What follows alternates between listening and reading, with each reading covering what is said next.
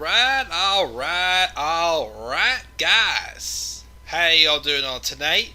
This is the Club of the Man 1993. And we are here live from my living room. Yep, I got off work late tonight. I got behind on work thanks to a customer who literally just was ridiculous and got me super behind on emails. So to make life easier for me, I stay later to get caught up. And of course, even though I am probably pulling the plug on it, I am watching NXT at this time. So that way I can do that review later. But since I got home from work late to keep things going, because I also have some editing to do on a wedding I'm working on, I'm going to be reviewing while I have NXT on in the background right now. So I got the audio's off right now. It's just hit row right now there. But I want to come up here and we're going to do my SummerSlam preview and predictions. I am not going to have time Friday or Saturday to do these, so I'm going to do them now. It seems to me also that the card is pretty obvious of what it's going to be. There's 10 matches on this card. I don't think they're going to be putting in anymore. It would be ridiculous at this point to do more. But SummerSlam is this Saturday. First time in, besides night one of WrestleMania the past 2 years. When was the last time WWE hosted a pay-per-view on a Saturday? The Saturday is SummerSlam. Sunday's TakeOver 36. But we're going to talk about SummerSlam, of course, which takes place at the Allegiant Stadium in Las Vegas, Nevada. Again, it's going to be a big event. It's going to be like 55, 60,000 people there. Obviously, they're packing it more since they couldn't for they could do like 25, 30,000 for WrestleMania.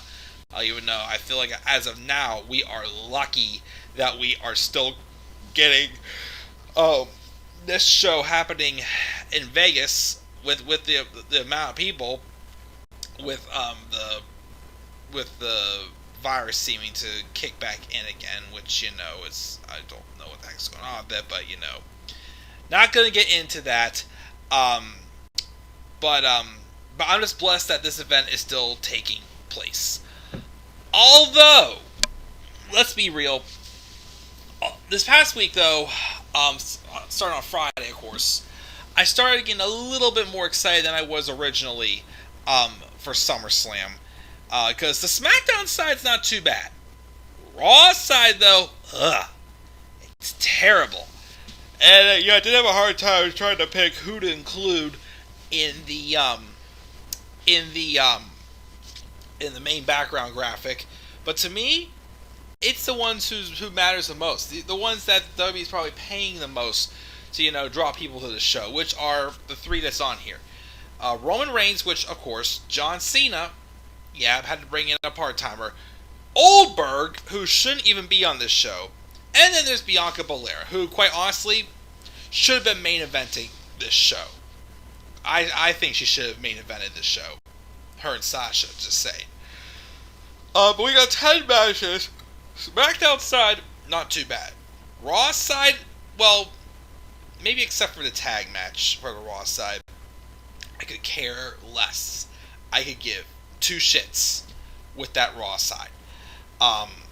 It's been very piss poor on the Raw side. So we'll see how it goes. I don't think it's going to be as good as last year's SummerSlam with the whole "you never saw it coming" tagline. And of course it fit in well because Roman Reigns returned at the end of the night at SummerSlam 2020 and turned freaking heel. We never thought we would, and here's 1 year later, just about to be a year. I think on August the 30th, it'll be a year since Roman had won the Universal Championship. Which, this is the character, of course, that he should be getting that long reign that Vince has always wanted for Roman. So, yeah, let's get right to it. There's nobody in the live chat right now, but let's talk SummerSlam and go over my predictions for that match. Like I said before, there's 10 matches on the card. I'm going to predict them in order of how I think they're going to happen. None of them were officially announced for the pre-show. But if I had to pick two possibilities for a pre-show match, here's the two.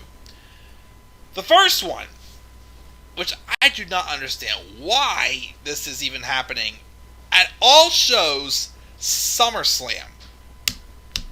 Alexa Bliss versus Eva Marie.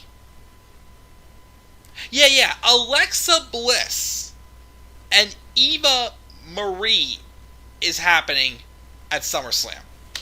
This better be on the pre-show. I don't know why they're even doing this match. I mean, there's some stupid thing going on with Alexa, Lily, Eva, and Dewdrop. I thought that with that build, I thought it was going to lead to some, well, it could have been, but isn't Natalya hurt for real? I thought the way they were booking them, the way they were booking Shotzi Blackheart, Tegan Nox on SmackDown, I thought it was going to lead to a fatal four-way between Alexa Bliss and Lily teaming up. You really think you wanted to see that, you know? And then it'd be those two. It'd be Shotzi Blackheart and Tegan Nox, and then Natty and Tamina, and and of course Eva Marie, and as Alexa Bliss says it, Dewdrop. I thought they were going to be having a fatal four-way on the pre-show, which I would have accepted, but to this? And the thing is too is how on earth is Alexa Bliss is winning that? No doubt about Alexa Bliss is winning. They're probably going to do some type of corny crap where they're going to do something with, I don't know, maybe Lily gets involved and freaks out Eva Marie, and Alexa pins Eva off of that because not Nikki, wow. I'm literally about to call Eva Marie Nikki Bella. Remember, it was the 20 years of that position wasn't enough for Nikki Bella, according to what Roman Reigns said about John Cena on Friday, taking a shot at him. But anyways, Eva Marie is not going to throw a single move out there, and I think what's going to happen is she's going to get creeped out by Lily, and she is going to lose. And they're already teasing her and Dewdrop or Piper Niven splitting up. Here's my thing: if we're already going to split them up now, what was the point in to begin with to even put them together? You know, like, now it makes this team look even more pointless. Then again, like I've always said, the women's tag team division is pointless to begin with. So, I have zero interest in this match. And as I said, it should be on the stinking pre-show. So that, I would say, this definitely should be on the pre-show. If not, my second choice, even though I think this could be a solid match, Sheamus versus Damien Priest for the United States Championship. Not gonna lie, Sheamus' U.S. title reign has been very bland, very forgettable, as most title reigns have been these days for the most part. Damien Priest, you know, I'm cool with him being U.S. champion. Him and Sheamus had a solid match recently, one-on-one, even though it was a Champions Contenders match. Well, they didn't call it a Champions Contenders match on Raw this past week when Nikki A.S.H. took on Rhea Ripley. They didn't call it that. But I feel like, you know, whether this is on the main show or pre-show, they could have a solid match. I'm not expecting it to blow the crowd out of the water, but, you know, kind of like how it was with Riddle and Sheamus at WrestleMania. I hope, again, I think, you know, they could put on like that caliber match. I'd be fine with it. Damien Priest is winning it here. Of course, if he wins it here, don't do for the million gazillionth time Damien Priest and The Miz, or Damien Priest and John Morrison. America's Most Wanted. Again, I'm sure Vince is laughing his ass off backstage about America's Most Wanted. It's dumb as hell. But if I had to pick, it would be one of those two matches probably being on the pre-show. Of course, there's another match I wish that would, but I highly doubt it is. We'll get to that in just a moment, though. But yeah, Alexa Bliss is beating Eva Marie with some ridiculous nonsense from Lily, and Damien Priest is beating Sheamus to become the new United States champion. Move on now to the matches that are definitely going to be on the main show. Open up with a hot one. As always, SmackDown tag titles. Usually, they've always involved a team that's going to involve, like a hot opener. So we got the Usos versus the Mysterios.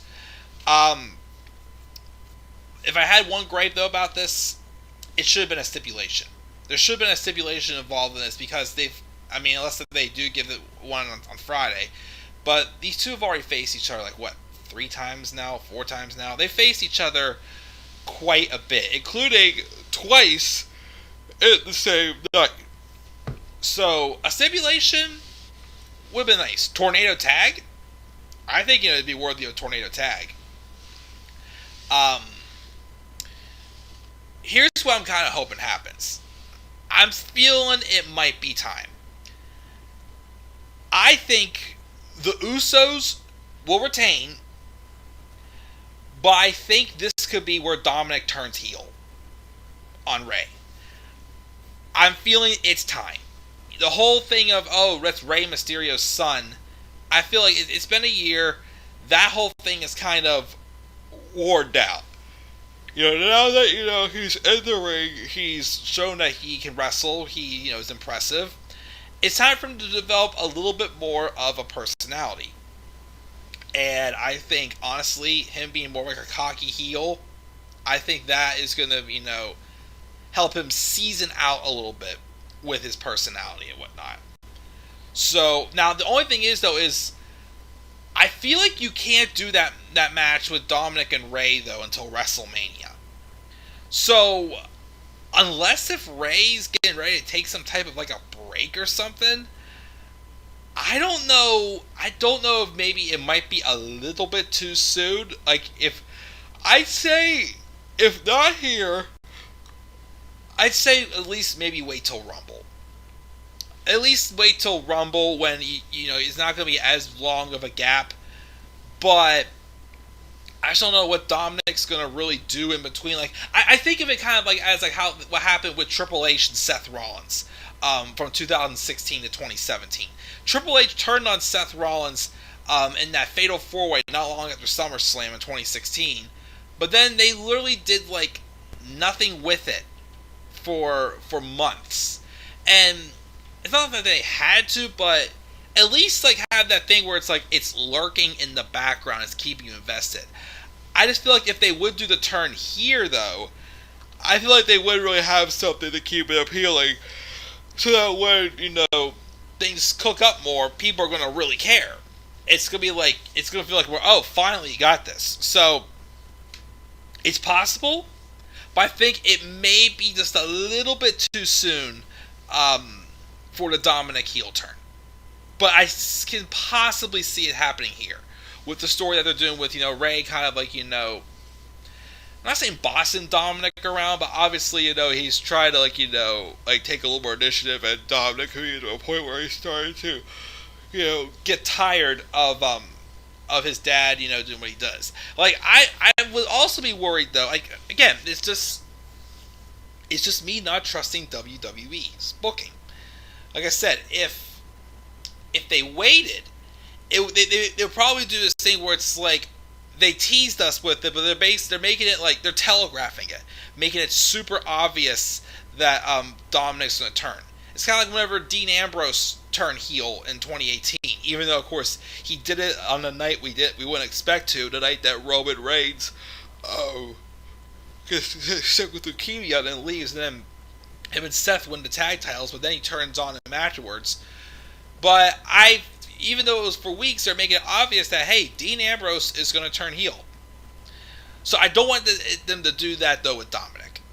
So I feel like there's a chance, but if they wait, I feel like they may... I just hope if they wait, they don't, telegraph it. So, we'll see. But the Usos are definitely retaining. A Dominic Mysterio heel turn, though, I think it's possible. So, that's what I'm thinking for the SmackDown tag title match. Now let's move on to this match.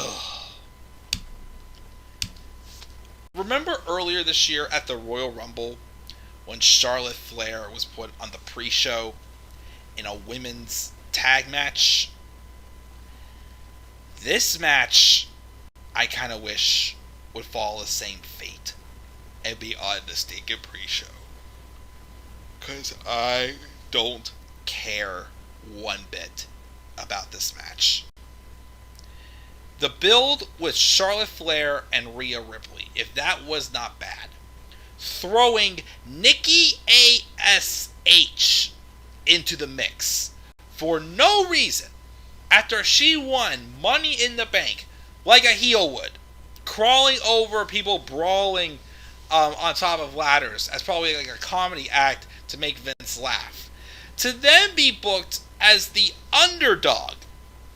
How I almost beat Charlotte, I almost beat Rhea, and with the confidence I know I can do it, which she said every single stinking week ever since she won this stupid championship.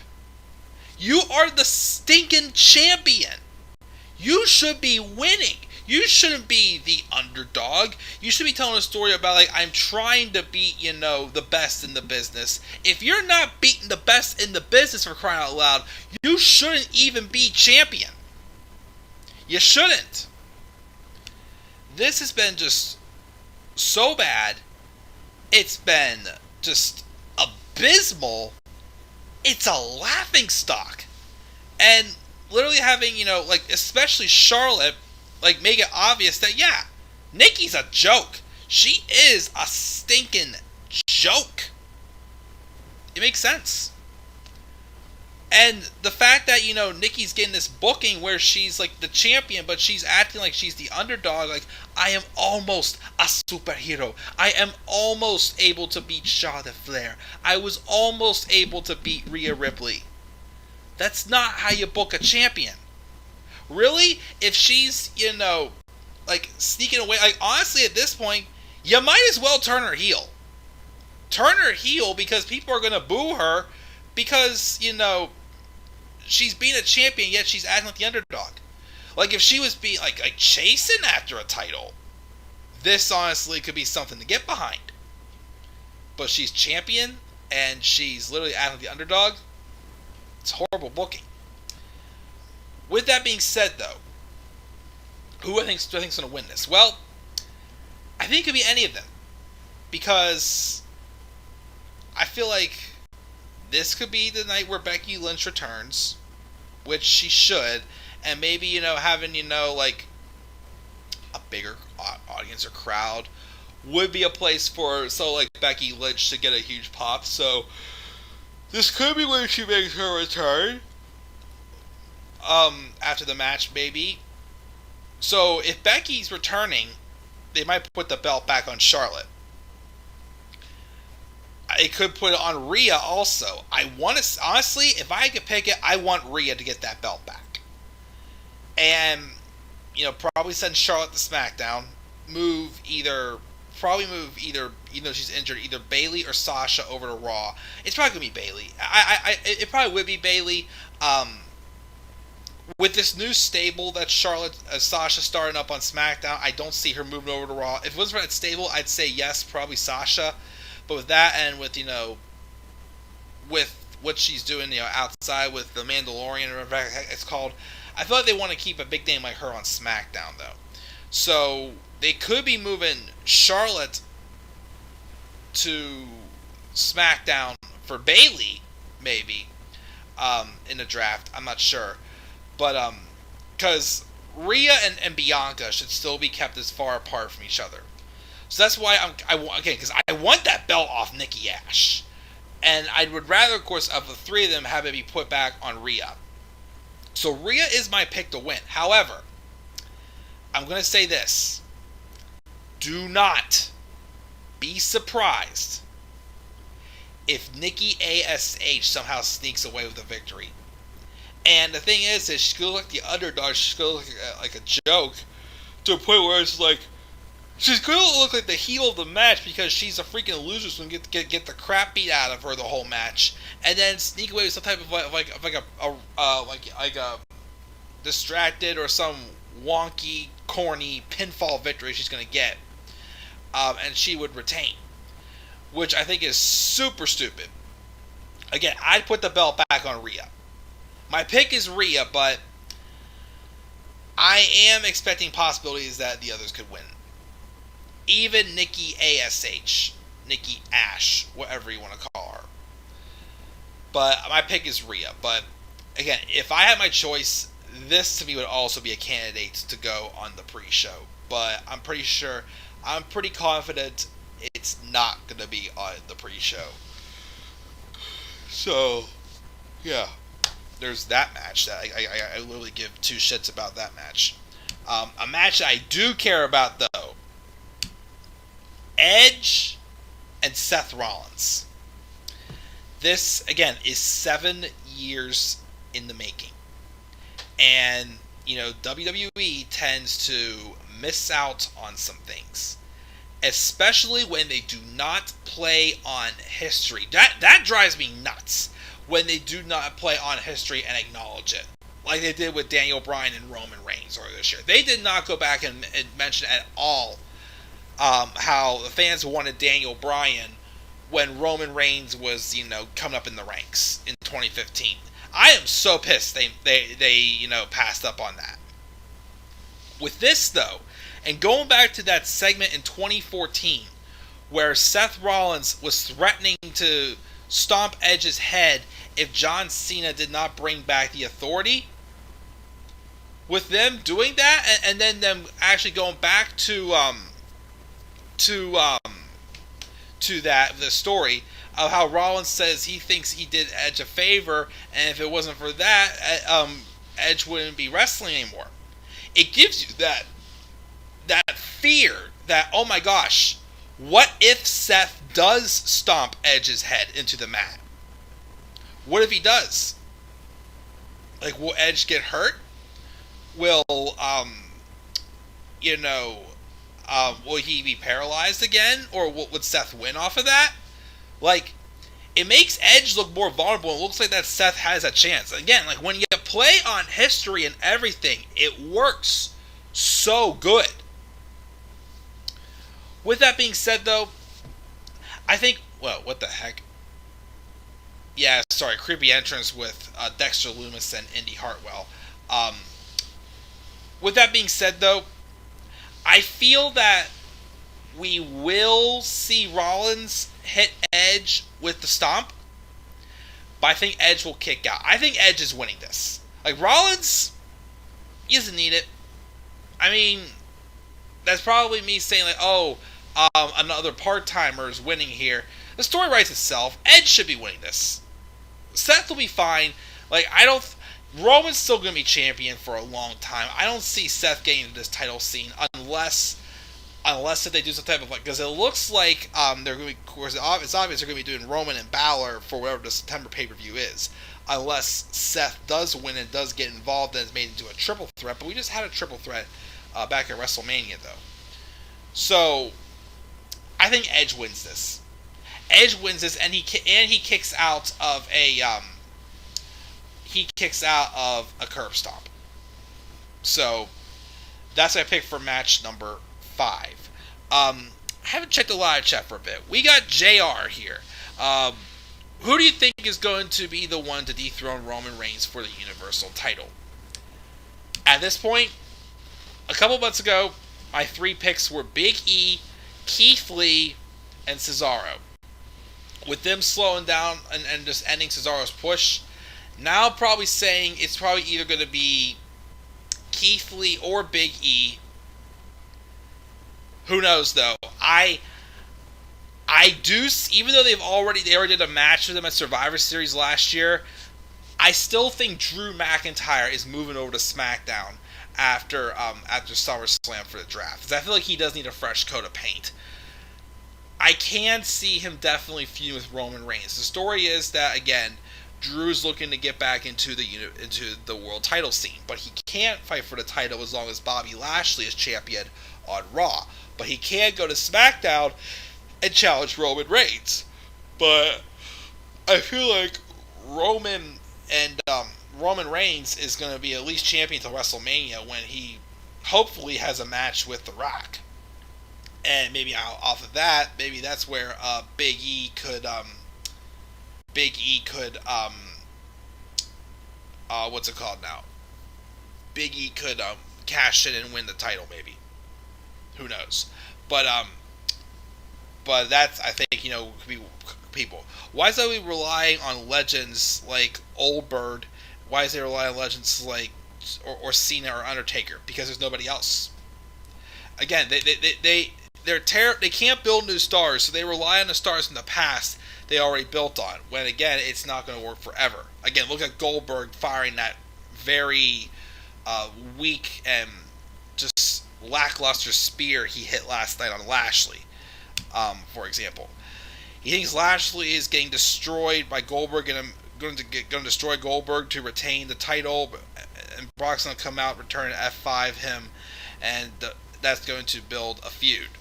It would be nice, except Brock should have actually been facing Lashley on this show for SummerSlam, but they couldn't because, we don't want to see Lashley beat Brock because it's going to hurt Brock's credibility. It's like, to what, do him and Roman again? We don't need to do Roman Reigns and Brock Lesnar again. I don't care if the dynamics are different. They beat it to death in 2018. The WWE basically put us on lockdown with Roman and Lesnar until Roman got his coronation moment beating Brock Lesnar when he beat him at SummerSlam in 2018. Literally, it felt like we were on freaking lockdown until Roman Reigns got that moment. So I don't want to see Roman and Brock. I'm sorry, I don't. They had no reason to not do Brock and Lashley here. If The Rock ever came back and beat Roman for the Universal title, wouldn't that be a better person to hold the title than Goldberg? Oh, absolutely, yes. And Dominic could be a bigger star than Rey ever has been if they push him right, which I do agree. Yeah, thank you, JR, for your stuff in the live chat. Let's continue on now with match number 6. Again, Bobby Lashley and Goldberg for the WWE Championship. Do you care? No. Spear, jackhammer, whatever, Dominator, Hurt Lock, whatever you want to do, Bobby Lashley's going to retain. I mean, I'm a little bit worried they're going to give it to Goldberg, but here's the thing. If it was the Royal Rumble, I would be a little more worried, especially after what they did with The Fiend in 2019. Or no, wait, 2020, I'm sorry. I'd be a little more worried if that was the case. Excuse me. But also, they brought in Goldberg instead of Brock Lesnar because they didn't want Brock to lose to Bobby Lashley. So if they had Bobby Lashley lose to Goldberg here, how stupid would that be? But I also can't get, why is Goldberg getting another title shot when he lost the last one he was in? But whatever. Bobby Lashley's going to retain. He better retain. And we're going to move on from that. Who Lashley faces next? I have no idea. Match number 7. Bianca Belair and Sasha Banks. Rematch from the main event of Night 1 of WrestleMania 37. Like I said at the beginning of this video, if it wasn't for Roman Reigns, for John Cena coming back, this match should have definitely main evented this show. At some point, this may not be the one, the last one that these two do. They should main event a pay-per-view. And I still think Iron Woman match. I would have loved to have seen it here, but I think at some point we'll do it. Now, I haven't read any reports yet, but some people have been telling me rumors that this match might be getting canceled. If you hear anything of it, let me know in the live chat or in the comment section. But this is going to be great. Again, these two had a WrestleMania classic at WrestleMania 37 in a match that we knew they could have. Now, of course, there's a little more of a dynamic in there with Bianca being the face, Sasha being the heel. Start up a random stable, though, with Carmella and Zelina Vega. Like I said, giving Sasha some lackeys, okay, but why not give it to a couple fresh faces? Instead of ones that, is just just going to be treading water, and it's the same thing, and this is nothing different. Like I said, it feels like them going with Big Show and Daniel Bryan in the Shield, as they were rumored to do in 2012, whenever they're trying to give a stable for CM Punk. But because they're doing a stable here, I think Sasha is winning the belt back. I think what they're going to do is have Sasha win the belt back, and they're going to set up for an even bigger match, in the next couple of months. It's not going to WrestleMania. It's probably at least going to Survivor Series, maybe. I don't know. But Sasha Banks can win the title back. And, of course, build up her stable. I honestly also would have kind of treat this like they treated Drew McIntyre briefly losing the title to Randy Orton. And then, seasoning out his character a little bit more and giving him a little more seasoning, basically, like they did with Drew McIntyre when he won the title back before Survivor Series, and then give the belt back to Bianca in a month or two.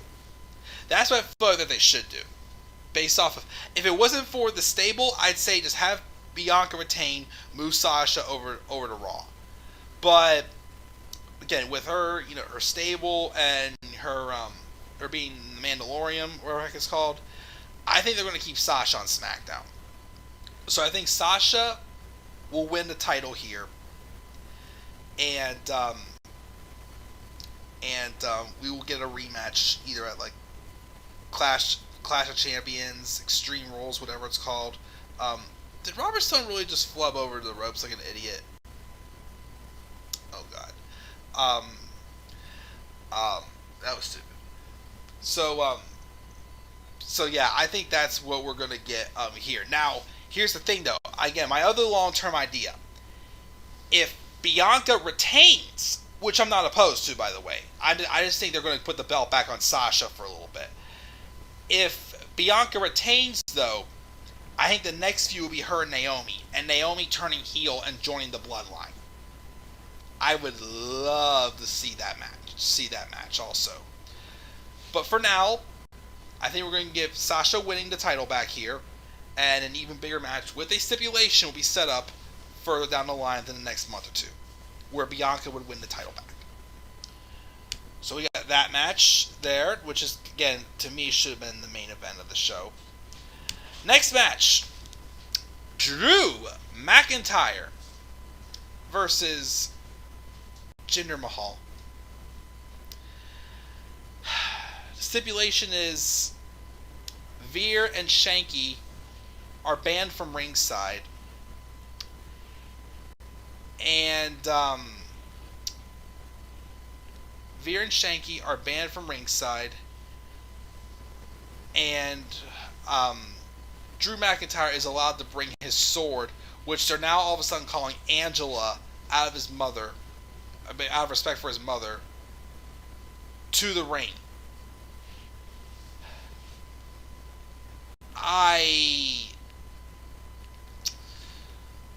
First off, I feel... Wait a minute! Oh my gosh! If you're watching NXT, guys, Indy Hartwell just proposed to Dexter Lumis. And now she's kissing him. Oh, dear God. That love story is absolutely just terrible. It's terribly written. It makes no sense. I don't know. Like I said, this Sunday is basically me, my swan song for NXT. That's just, oh gosh.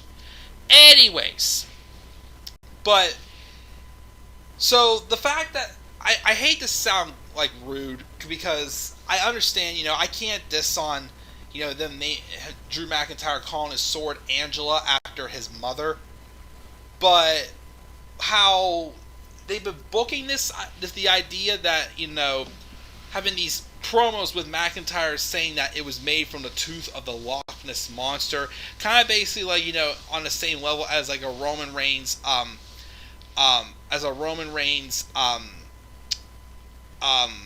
Jack and the Beanstalk storyline. These very awful promos. They basically ruined the whole purpose of the sword. And then to call it Angela, it's like, you made it corny enough, and now it's like, you hate to, though, disrespect it for being named after a guy's deceased mother. So, like, even so, also, what's Drew even going to do with the sword? He can't actually, chop off Jinder's head with it or whatnot. But I also gotta be honest here and say this. I said I would have much rather seen Drew McIntyre, like, a month or two ago, when, Drew McIntyre was on the cusp of getting booed and basically looked at it as the next Roman Reigns or John Cena, because they kept giving him title shot after title shot after title shot without giving somebody else an opportunity. I said I would much rather see Drew McIntyre feud with Jinder Mahal than him, get booed. And we got Drew McIntyre and Jinder Mahal, and yes, I hate the story, but it's just like, I gotta at least stand my word and say that I said I would much rather have seen this. I mean, at least in my opinion, for now, it is preventing Drew McIntyre from being booed and looked at as the newest, Roman Reigns or John Cena. But the sooner this is over with, the better. And like I said, Drew is most likely probably going to move to SmackDown in the draft. And he probably, by the end of the year, is going to get a shot at the Universal Championship. Even though he's already faced Roman Reigns, with Reigns as champion. But it was not for the title. It was champion versus champion Survivor Series last year. So,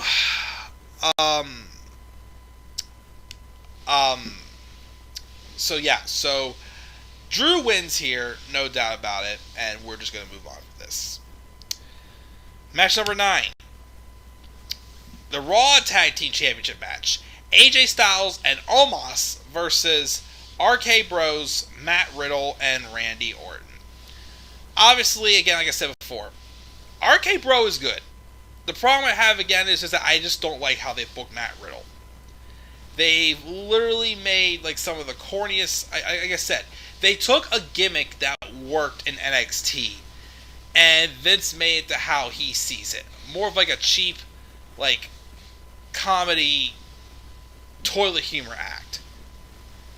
The promos he's had to cut are just absolutely atrocious. And him having a man crush on Randy Orton is awkward, but I'm not going to say in some ways it works. It's just not the thing that lights the fire for me the most. But with the build, I think it's pretty obvious here that we're going to get Orton and Riddle winning the tag titles. I mean, why else? I mean, with a division that literally has nobody else in it, why else would they not win the tag titles here? If there was more tag teams, I could have seen this happening, which I actually, in the long run, maybe by like Rumble or something next year, even though the reasons I think they would have this happen, I feel like wouldn't quite make sense as of then.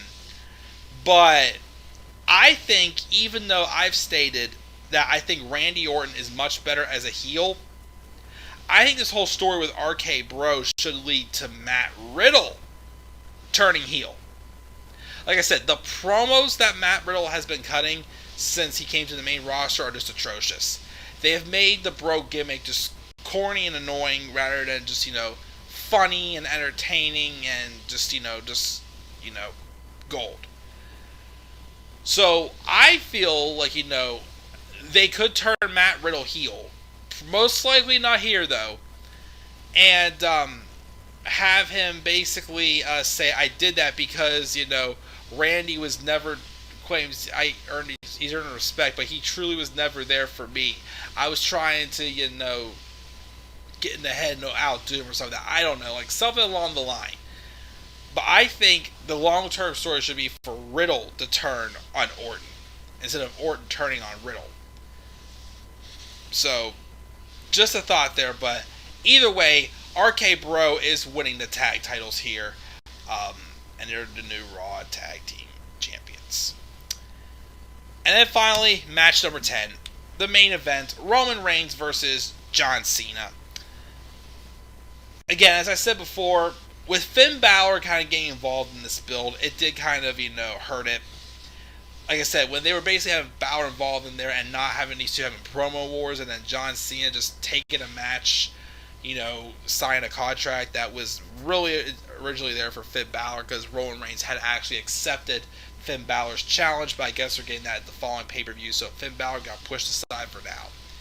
But these two had the match at No Mercy in 2017. And the thing was I thought it was a solid match. The problem was just the ending and in the reality check we got hit with afterwards. That's why I felt like deflated my excitement about the match.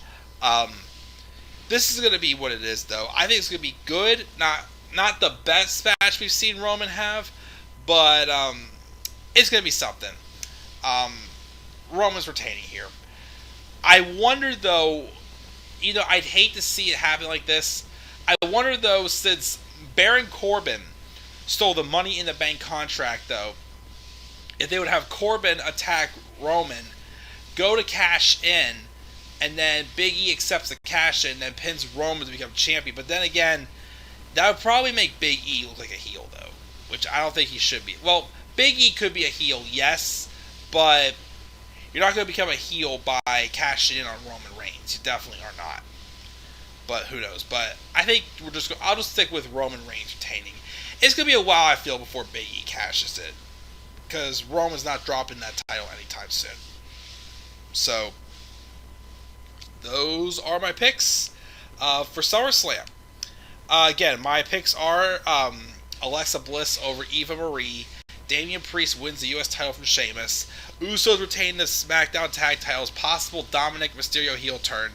Rhea Ripley wins the Raw Women's Championship Triple Threat match. Edge beats Seth Rollins. Bobby Lashley retains against Goldberg. Bianca Belair wins the title from Bianca. Sasha Banks wins the title from Bianca Belair. My bad. Drew McIntyre beats Jinder Mahal. RK Bro win the tag titles from Styles and Omos, and Roman Reigns retains the title over John Cena. And that is my preview predictions for SummerSlam. Let's check the live chat before we go off the air here. JR also thinks and hopes that John Cena doesn't win the Universal title because for the simple fact that Ric Flair is not in WWE anymore, so what if they want to make Cena 17-time champion? What do you think is going to be the one to dethrone Bobby Lashley for the WWE title, Raw or SmackDown, if they come up in the draft? I think if Keith Lee stays on Raw, I still think it should be him. That's who I think it should be. It should be Keith Lee. Unless if Big E goes to Raw, then Big E. So are you done with SmackDown live streams after SummerSlam or just Raw? Like I said, it's going to depend on, my week and also how the shows are. Like, you will at least get some sort of a talking points stream from Raw and SmackDown. As of now, after tonight, I'm probably going to call it quits on NXT. Maybe for now, who knows, they'll bring it back. But like I said, NXT, to me, I feel like I watched 205 Live for 2 hours. That's what it feels like, because there's literally no talent I recognize. Everybody's getting released, and it feels pointless, and it feels more of like a third brand that Vince is running. Is what it feels like. And it just like the life's been sucked out of NXT for me. I will most likely do just a talking point stream, but if SmackDown was as good as it was last Friday, then I will do a SmackDown review. It's just I don't want to do a review of a show unless it's actually worth talking about at this point. Because, like I said, I'm just tired of coming up here and doing half-assed reviews. I'd rather do reviews like I did on Friday where I could talk about a lot of things and I'll just go, yeah, this happened, good night. But we'll see how the shows are each week and see if I do a review or not, or just a talking point stream. Who knows? Let me see here. They kind of should have the John Cena versus Bobby Lashley and had Lashley be the one to beat Cena, is seen as a bigger name than Goldberg, which is true, yes. I do agree about that for sure. But, yeah, that's going to do it, guys.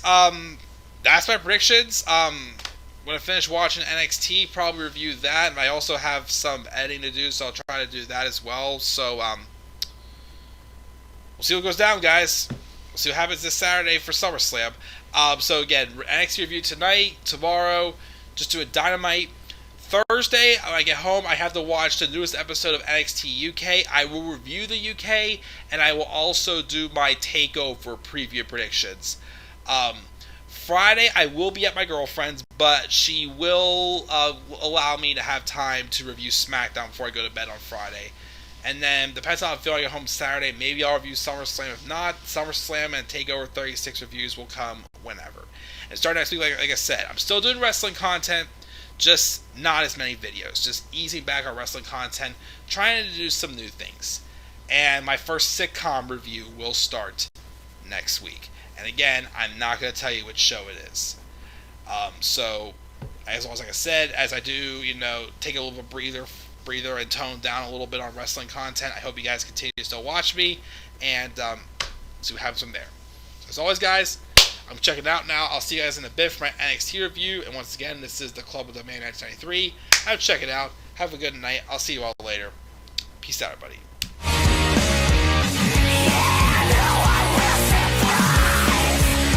No